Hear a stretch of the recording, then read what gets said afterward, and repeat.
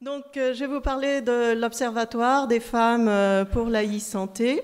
Et j'ai remis un peu ces chiffres de 7 milliards de patients. La question étant, comment évolue notre monde et dans 10 ans, 20 ans, 30 ans, serons-nous 7 milliards de humanitaires ou de personnes ayant besoin de solidarité internationale? C'est parfois la question qu'on se pose, nous qui travaillons sur le terrain depuis pas mal d'années. Donc moi je viens des Nations Unies où j'ai travaillé à l'OMS et à l'ITU et auparavant à la Commission européenne, au Centre européen de santé humanitaire, et depuis 25 ans je travaille à l'émergence de ces nouvelles technologies pour ceux qui en ont besoin le plus, qui font face à des conflits, à des désastres naturels et surtout les femmes. Alors très rapidement, quelques chiffres. Bien, nos collègues de Première Urgence Internationale ont publié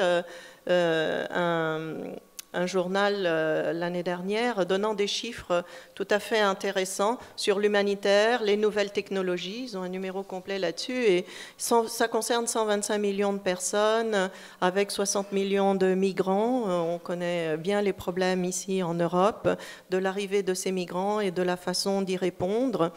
Et au fur et à mesure, je vais vous raconter des histoires pour illustrer tout cela. Encore quelques chiffres quand même, c'est ça d'être mathématicienne, c'est la santé maternelle, dans les 10 ans qui viennent, c'est 3 millions de décès de femmes jeunes, de femmes formées, de femmes éduquées, de femmes qui sont entrepreneurs, de femmes qui supportent toute leur famille et leur communauté. Et vous voyez sur cette carte à peu près où est le problème. Et en parallèle, le monde du I, voilà comment il est. L'accès à Internet, eh bien on voit bien que c'est là-bas qu'il y a les problèmes et c'est là-bas que le I n'est pas vraiment encore accessible dans ces pays-là.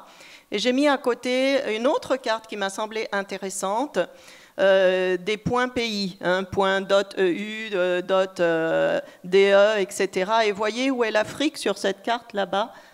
Donc ça veut dire qu'en termes d'entrepreneuriat, d'entreprise, eh bien c'est pas facile. C'est pas facile dans ces zones-là de développer du commerce, de l'industrie, parce qu'il manque l'électricité, il manque la connectivité et que la santé fait partie de tout cela et que c'est difficile de faire de la e-santé dans le contexte de mortalité maternelle, de manque d'Internet et d'électricité et évidemment de manque de développement. Alors à la Fondation, voilà, je vous ai mis quelques photos. Nous travaillons dans un système totalement collaboratif avec 10 500 membres dans 140 pays, tous volontaires. Beaucoup sont des chercheurs, mais pas uniquement. Ce sont des femmes à la tête d'associations. 30% sont des hommes que nous accueillons bien volontiers. Et on a mené un processus longitudinal de recherche prospective pour avoir une vision du futur de femmes et de l'égalité. Et nous sommes appuyés en cela par l'UNESCO et l'ECOSOC. Et là, vous nous voyez en congrès à l'UNESCO à Paris et aux Nations Unies à New York avec l'appui du docteur Michel Sidibé de l'ONU-SIDA et de docteur Madame Irina Bokova, directrice de l'UNESCO. Et au bout de 7 ans de travail, on est des chercheurs à la base, on a publié un livre de 600 pages de toute l'étude prospective que vous pouvez avoir en ligne sur notre site. Et pour mettre en application les résultats de ces études, on a créé, il y a 3 ans, un observatoire pour les femmes et la e-santé parce que cette étude a relevé particulièrement que la e-santé reste très peu accessible aux femmes. Et donc, depuis 3 ans, nous sélectionnons des projets de femmes essentiellement, mais aussi quelques-uns d'hommes locaux. On fait vraiment le bottom-up, on va les chercher. Ce sont des infirmières et des sages-femmes essentiellement, parce que là aussi il y a un gap. La e-santé, c'est encore une affaire d'hommes essentiellement, mais de médecins, surtout dans les pays en développement, et que les infirmières, les sages-femmes y ont encore très peu accès. Donc nous développons beaucoup d'éducation, d'information, d'awareness pour ces infirmières et ces sages-femmes pour utiliser ces nouvelles technologies.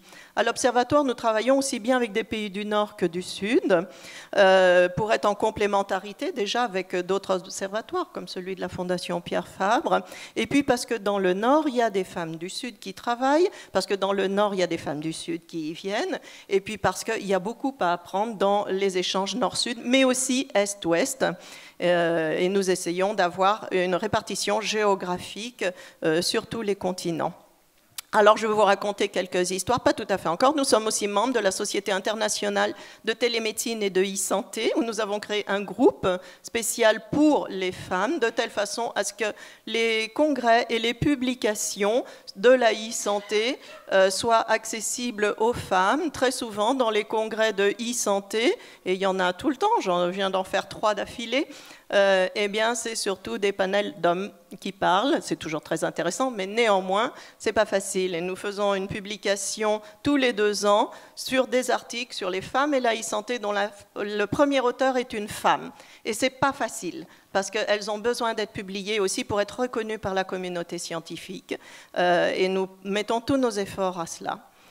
Alors, je vais vous raconter des histoires. Allez, je vous emmène dans quelques pays. Nous voici au Pérou. Je commence par l'Amérique latine. Je suis chilienne quand même, née là-bas. J'ai vécu là-bas.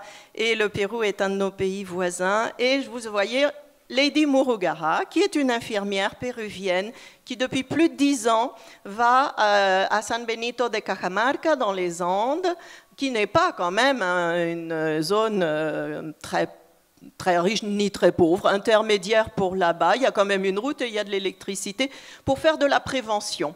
Et on a choisi son projet parce qu'elle voulait utiliser les nouvelles technologies pour faire de la e-prévention, du sida, de la dengue, de l'obésité, du diabète, pour informer les mamans, les populations, les enfants. Vous voyez qu'elle va dans les écoles, elle va dans le centre de santé dont vous voyez les photos, il est tout à fait correct, le centre de santé, hein, mais aussi auprès des populations indigènes pour les informer, parce que la e-santé et la santé humanitaire, ça ira mieux le jour où on aura fait beaucoup de prévention. On peut éviter des conséquences de catastrophes. On ne peut pas éviter certaines catastrophes, surtout les catastrophes naturelles. On aimerait bien éviter les conflits, c'est encore pas tout à fait ça, mais au moins les catastrophes naturelles et leurs conséquences par une meilleure information et formation et prévention auprès des populations. Alors, qu'est-ce qu'on a fait en 3 ans? Eh bien, on a mis en place des cours de télémédecine, on a mis en place une opération pour équiper les enfants et les écoles d'ordinateurs. Il y a des cours qui sont reconnus par l'OMS et qui sont sur la plateforme de l'OMS et de la Commission européenne. Et Lady est venue dans différents congrès internationaux. Le ministère de la Santé au Pérou a créé un centre de recherche en télémédecine et c'est elle qui est la directrice de ce centre de télémédecine. Et nous étions très heureux en cela parce que ce n'était pas forcément une évidence qu'une infirmière devienne la directrice de ce centre de télémédecine. Chaque semaine, il y a des cours qui sont faits en réel et diffusés pour faire face aux conséquences des désastres naturels avec la télémédecine. Et il y avait, la semaine dernière, plus de 800 connexions pour ce cours, non seulement au Pérou, mais aussi en Bolivie, au Chili, parce que c'est fait en espagnol et que ça concerne aussi des pays limitrophes. Donc voilà une histoire. Ça a commencé il y a 3 ans, on a fait connaissance, et maintenant, il y a un centre de télémédecine au Pérou. Elle est la directrice de tout cela. Il y a des cours et la prévention des maladies, la prévention des comportements à avoir en cas de désastre naturel avance bien. Et elle a fait un poster pour le congrès de Meditel. Mais pourquoi parle-t-on de tout cela? Qu'est-ce que c'est un peu l'état des femmes dans le monde? C'est encore ces chiffres-là que les Nations Unies diffusent. C'est problématique quand les femmes sont encore dans les zones rurales, quand elles ne vont pas à l'école, quand elles sont illittérates, quand elles vont être mariées trop jeunes, trop tôt à la Fondation. Lundi, je crois, il y a eu un prix pour une initiative formidable. On a vu une toute jeune fille enceinte, mais on dit que c'est une femme enceinte. Non, c'est un bébé qui est enceinte. Et ça, c'est dramatique pour le reste de sa vie à elle. Et surtout, 14 millions de très jeunes filles deviennent mamans chaque année et 3 millions vont mourir dans les 10 années qui viennent. Ça veut dire quoi, ça? C'est 3 millions de femmes jeunes qui ne vont pas être consommatrices, qui ne vont pas s'assurer, qui ne vont pas utiliser les systèmes bancaires, qui ne vont pas nourrir l'économie de leur pays, l'éducation de leurs enfants. Mais quelle perte inutile. La grossesse, ça n'est pas une maladie. On peut arriver à 0 décès de maman il faut s'y mettre tous ensemble et sortir des silos que je vais vous évoquer un petit peu plus tard. Et tout ça dans un contexte d'urbanisation très forte et d'urbanisation extrêmement fragile. Ces femmes se retrouvent, après des désastres naturels, des conflits, des migrations, dans des villes et dans des zones très fragiles de ces villes-là. C'est-à-dire qu'il n'y a pas que le contexte rural. Aujourd'hui, il y a une nouvelle dimension avec des contextes urbains très fragiles, dangereux, hein, et où elles sont mises aussi en péril. Et vous voyez que ça concerne quand même les villes fragiles. Regardez la carte du monde des villes fragiles. Hein, c'est pas rien du tout. 3 millions de femmes donc, qui vont décéder. Nous avons une initiative qui s'appelle Zero Mothers Die. On veut toucher 100 000 femmes. Il faut faire ça de façon massive. Pourquoi la santé maternelle aujourd'hui ne fonctionne pas? L'objectif du millénaire en 2015 n'a pas été atteint parce que ce n'est pas suffisamment massif, parce que c'est encore dans un silo de santé maternelle. Il faut sortir des silos, se mettre ensemble avec des banques, avec des opérateurs de télécom, avec des assureurs. Les femmes ne sont pas assurées, elles n'ont pas d'assurance. 10% des infirmières au Mexique ont une assurance. Des infirmières, je ne parle pas des femmes, des infirmières professionnelles, 10% ont une assurance. Il y a un énorme travail à faire au niveau des assureurs, des systèmes bancaires, des télécoms pour qu'elles soient connectées, pour qu'elles aient des téléphones portables. 30%, il y a un gap de 30% entre les femmes équipées de téléphones portables et les hommes dans le monde, et en particulier plus grave en Afrique. C'est vrai que ça progresse, mais le fossé homme-femme reste là, à 30%. Le GSMA a publié les statistiques encore il y a 2 jours. Alors, on veut les équiper d'un téléphone pour la santé maternelle avec du temps de communication gratuit pendant toute la grossesse et avec une application mobile que nous développons, mais aussi nous avons des partenaires qui en développent, elles les utilisent évidemment. Plus on sera nombreux dans ce domaine-là et plus on avancera, mais il faut passer au niveau d'industrialisation. C'est peut-être pas un mot très sexy ni très chic pour la santé maternelle, mais sinon on n'y arrivera pas. Dans 10 ans, il y aura 3 millions de femmes qui auront décédé. Au Nigeria, ben voilà, c'est ce qu'on fait. Hein. Nigeria, nord du Nigeria, c'est la guerre, c'est Boko Haram, c'est le conflit, tout le monde connaît ça. Et les femmes ne vont pas dans les centres de santé pour accoucher. Avec Kim Nozoibe, une infirmière d'Abuja, elle fait fabriquer par des femmes locales un sac, un kit pour l'accouchement, dans lequel on met tout ce que l'OMS recommande pour un accouchement hygiénique à la maison, et on met un petit téléphone rose avec du temps de communication grâce à notre partenariat avec la clinique Natessia à Lyon, qui fait 4000 accouchements par an dans d'excellentes conditions, et les mamans qui vont accoucher là-bas eh bien, font des donations pour qu'une autre maman dans le monde ait un téléphone, ait un petit sac rose et accouche dans les meilleures conditions. Vous avez une photo d'un couple qui a eu ce sac et qui très gentiment nous ont envoyé ça. Nous faisons ça en partenariat avec ZMQ, bien sûr, Ilmi Kraichi, qui a eu le prix à la Fondation Pierre Fabre lundi dernier pour ses multiples applications mobiles pour la santé maternelle. Alors, dans quel monde vivons-nous? Mais on vit dans le monde de Airbnb, d'Amazon, il y a quand même des choses qui fonctionnent bien, des catalyseurs pour le changement. Qu'est-ce que la santé, la e-santé, l'humanitaire peuvent apprendre de ces fonctionnements-là industriels? Là, on est dans une dimension industrielle pour aller vers cela, sortir des silos, aller voir ailleurs ce que les autres font, qui fonctionne, et comment l'appliquer à la santé maternelle, à la e-santé, à la solidarité internationale, pour que ça prenne les dimensions nécessaires pour apporter les services aux personnes qui en ont le plus besoin. Les finances, là aussi, hein, c'est pas qu'on manque d'argent, il y en a de l'argent. C'est comment faire pour que l'argent arrive au bon endroit, au bon moment, là où il y en a besoin, et surtout aux gens qui en ont besoin. Un rapport qui date d'il y a 2 ans de la Commission européenne relevait quand même que les fonds attribués à l'Afghanistan pour la santé, 20% sont arrivés vraiment à la santé. Et 80%, c'est pas très bien où est-ce qu'ils sont. Donc, il y a des mécanismes à changer, à mettre en place, et aujourd'hui c'est possible avec de l'innovation du côté finance, et surtout de l'ouverture, de la sortie un petit peu de ces mondes qui sont trop compartimentés et fragmentés. De quel I on parle? Très rapidement, encore une petite histoire. On part au Kosovo. Au Kosovo, nous avons Jvolka, qui est infirmière, qui est spécialiste en diabétologie. Et là-bas, eh bien, il y a des femmes qui sont agricultrices, atteintes du diabète et non diagnostiquées, et qui arrivent avec des plaies aux pieds épouvantables. 30% d'entre elles finissent amputées. Alors, être une femme au Kosovo, c'est pas simple. Être une femme paysanne, ça l'est encore moins. Être une femme paysanne amputée, je peux vous dire que c'est carrément catastrophique. Eh bien, on fait avec ce dont ils ont besoin. On a fabriqué avec eux un petit livret avec des photos qui a été distribué dans chaque ferme de Gakovice et des alentours pour qu'elles voient par photo l'état de leurs pieds et la photo, et qu'elles sachent qu'il faut aller à une clinique pour se voir.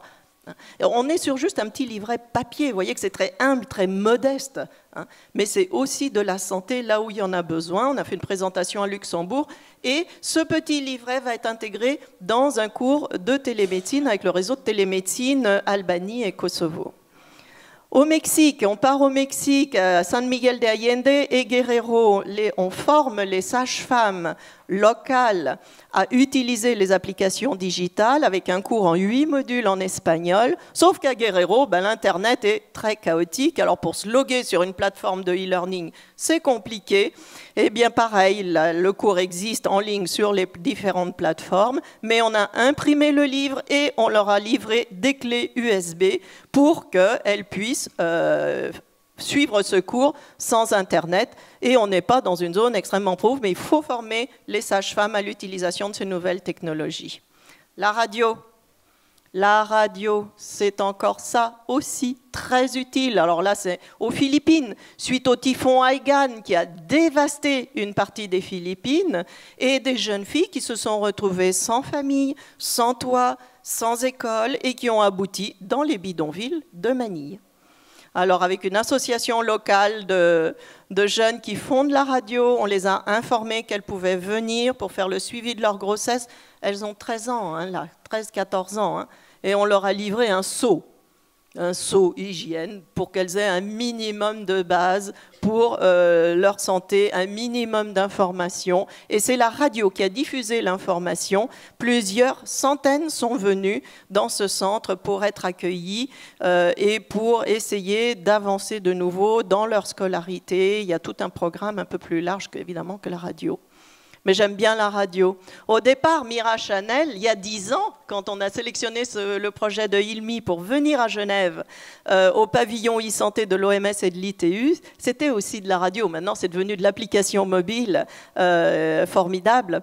Mais aussi, ça marchait très bien. Ce programme-là marchait déjà très bien il y a 10 ans. Et ils étaient à New York avec nous. Et la télévision, je voulais citer aussi que la e-santé, pour l'humanitaire, pour la solidarité, ce sont des feuilletons qui attirent les jeunes. Et on a là un exemple qui fonctionne très très bien et qu'il ne faut pas aussi hésiter à remplir. Allez, une dernière histoire, je vous emmène en Mongolie cette fois-ci, où les sages-femmes distribuaient des petites brochures aux mamans enceintes pour lutter contre l'obésité. Bon, elles perdaient les brochures, on ne savait plus très bien où elles étaient. Alors, on en a fait une application mobile, dont vous voyez quelques écrans. Tout ça est gratuit, hein. Vous pouvez aller le télécharger. Si vous voulez une application mobile en mongol, vous l'avez, vous pouvez l'avoir gratuitement sur votre téléphone. Et où là, les sages-femmes et les mamans peuvent interagir. Et vous les voyez là en décembre. J'avais mis décembre 2017, mais non, ça y est, ça marche. Elles l'ont déjà. On l'a lancé à Toronto il y a 15 jours au Congrès international des sages-femmes. Et aujourd'hui, on a reçu aussi les fonds pour développer cette application mobile pour les téléphones Apple. Alors ça, on était extrêmement étonnés. On a envoyé le lien pour qu'elle charge l'application mobile et on a eu des retours. Mais pourquoi j'ai pas ça sur mon téléphone? En Mongolie, on est en Mongolie quand même, on n'est pas qu'à Ulaanbaatar, on est dans des zones, ça a été diffusé dans toute la Mongolie par l'association locale des sages-femmes. Retour, mais pourquoi ça marche pas? Je peux pas l'avoir sur mon téléphone. On se pose la question, on va vers nos ingénieurs, pourquoi elles l'ont pas? Mais quel téléphone elles ont? Elles ont des téléphones Apple. Eh oui. Et nous, on a développé ça uniquement pour des téléphones Android, en disant quand même, elles ont des téléphones pas forcément les plus chers. Eh bien si, hier, on a le budget pour transformer, il faut recoder 70% de l'application pour que ça marche chez Apple et qu'on paye la plateforme Apple, n'est-ce pas? Ça va être développé pour cet été en août et on a eu des centaines de chargements Android en quelques semaines. Une dernière chose, parce que pas toujours les médecins, les infirmières et les sages-femmes ne parlent la même langue que leurs patients, eh bien, nous avons une application qui permet de faire de la traduction médicale en différentes langues. Et on peut lancer la vidéo, s'il vous plaît. Voilà, 1 minute de vidéo, ça va vous résumer. Elle est en anglais. The world. As travellers today, we can visit any corner of the planet and we can all learn to say hello in the local language. But would you know how to tell a doctor in China that your stomach hurts? 您有疼痛感吗？ Would you like the health personnel to be able to ask about your medical history in your own language? Universal Doctor Speaker makes communication in these situations easy. Universal Doctor Speaker is an application that facilitates multilingual communication between patients and health personnel. If you are a patient or a medical worker, you can use the phrases that Universal Doctor Speaker offers you in different submenus to change between your language and another one. 我不太舒服。 The phrases cover everything from general symptoms through to specific situations like accidents and other problems that can pop up when a person is abroad.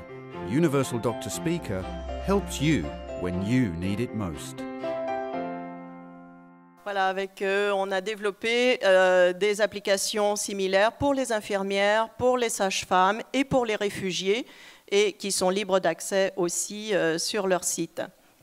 En conclusion, c'est pas facile de conclure ça, si ce n'est qu'il faut sortir des silos, qu'il faut travailler plus ensemble, il faut passer à l'ère industriel des grands nombres, c'est possible si on s'y met tous, à mon avis. Voilà un site qui référence un peu pour l'humanitaire des initiatives que je trouve intéressantes, qui pour le logement, pour la santé, pour l'éducation, pour les finances. Des nouveautés, bien sûr, des initiatives, il y en a beaucoup. Le satellite, des drones en carton, j'ai trouvé ça intéressant. J'ai une bibliographie, je vous la mettrai à disposition. Des thermomètres connectés pour l'Ebola, par exemple. Caen, qui travaille beaucoup avec l'humanitaire en cardiologie. Et le récent rapport de la commission Broadband qui va être évoqué dans la deuxième session et qui dit très clairement voilà, qu'on est dans un monde très fragmenté dans la e-santé. Il y a peu d'interopérabilité, 21 projets de santé maternelle mobile au Mali, aucun n'est interopérable, ça ne marche pas, ça ne communique pas. Que faire avec ça et combien il est nécessaire d'avoir des stratégies nationales de e-santé, des politiques de e-santé. Nos publications, elles sont en ligne, voilà un peu tout ce que nous faisons depuis 3 ans, des projets dans 16 pays, des applications mobiles, des livres, vous avez vu un peu. Une partie de l'équipe seulement, il manque des photos.